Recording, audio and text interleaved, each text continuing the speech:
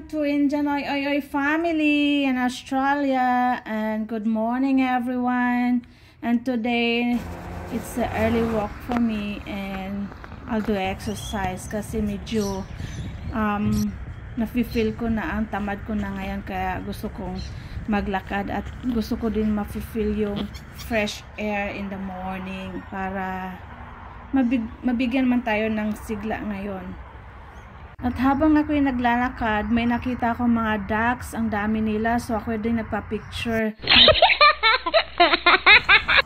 At napag-isipan kong babalik na lang ako dyan sa fish pond ko mamaya after my walk. At ako muna makipag-chismisan sa aking neighbor kung makita ko siya. At yun na nga, nakita ko na nga siya. Nagpa-picture na rin ako. Ako'y nakipag-chismisan, umagang-umaga, chismis na aming ginagawa. Charot.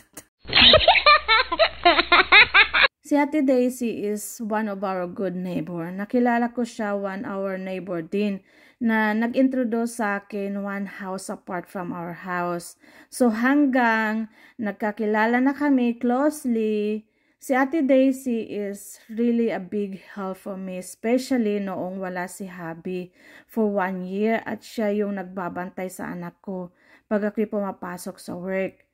A really a good friend that I can lean on. Thank you. You are really amazing person, and for all that you do and the difference that you make, you are truly appreciated. And of course, marunong din tayong tumanaw ng utang na loob. Hindi porke na tapos na tayong nakinabangan mo o you don't need her help, wala na rin ang pagkakaibigan nyo. Ika nga, give and take, kasi one day, hindi natin alam na you really need help. Minsan, we are not in a good mood all the time. Minsan, nakapagsalita tayo or through our action, nakasakit na pala tayo without knowing. It's normal. We are human. We commit mistakes. However, if you really value your relationship, give time to talk. Mas pipiliin kong franka because naibuga mo yung feeling mo or naibuga din yun nila yung mga feeling nila, and it helps to open up also, and it helps us to grow. And iba na talaga pag 43, nag-iiba na, tumatanda na. Hey, see you Ate Daisy, goodbye, see you next time. After nakipagmarites ako, dumaan ako sa fish pond ko at ako'y kukuha ng pato para sa lunch namin, dahil ang tagal ko na rin hindi ako nakapunta at hindi rin ako nakakain ng pato. So, at nahidlaw na rin ako sa pato, kaya dumaan ako dito at binisita ko na rin kung okay na ba yung iba kong mga animals, so birds, so ano. Joke lang yun guys ha, akala nyo ha.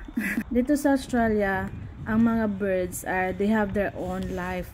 They have freedom to live, to enjoy, just like us human. As nasa kaldero na pinifiestahan. Dito nga, mayroon dog playground at nakapag-enjoy yung mga dog talaga. At the same time, mayroon din children playground. Kaya nai-enjoy talaga yung quality life mo dito. Kaya yan ang kagandahan dito sa Australia. Oh, uwi na ako kasi nga nung umalis ako ay tulog pa yung aking anak. So for sure, hihingi ng pagkain yun or breakfast namin at papasok na rin si Habi. Good morning guys! Nakaligo na ako today after my walk. And I met my friend. So today, tara, let's make our breakfast. Another day, another blessing. We turn a light and get bigger. If they put it in the water, it will turn bigger. Oh wow, And that's amazing. Oh, okay, I'll make a breakfast now. So I got avocado today and a tomato. So our breakfast today is sardo with mashed avocado, bacon and egg, and tomato. I haven't made this one before, but let's see if my hubby and my boy, they gonna like it or not. So come on, cook with us. Ito ang panagang natin guys. Wow. Inamash ko na yung avocado para ilagay na natin maya-maya sa bread. So, para pagluto na yung bacon, ilagay na natin on the top of the avocado. So, gamitin na natin yung binigay ng aking anak. Binili daw niya to. Pag during magkakating daw ako.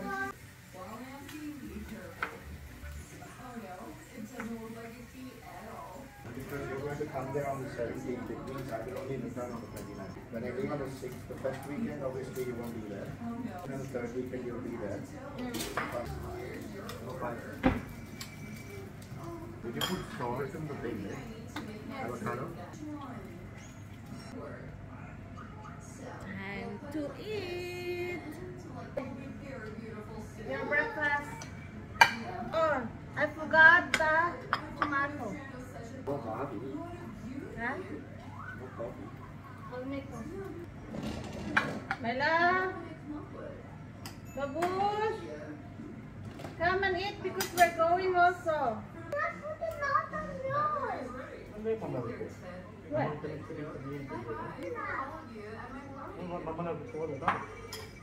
Then what you gonna do with it? Throw it away? It's okay. Yes, open your mouth. Piga mo, piga. That's it. How's the breakfast, Daddy? Is it? You can say anything about the Empty plate. How's the breakfast? Why are you making face? me. Means like you don't like the breakfast or what? It's very... How Daddy did? I don't know. Last spoon, last spoon. Piece for my boy, that's why. He got 3/4 on Daddy's plate. Gone. Thank you for watching and please follow us. Bye.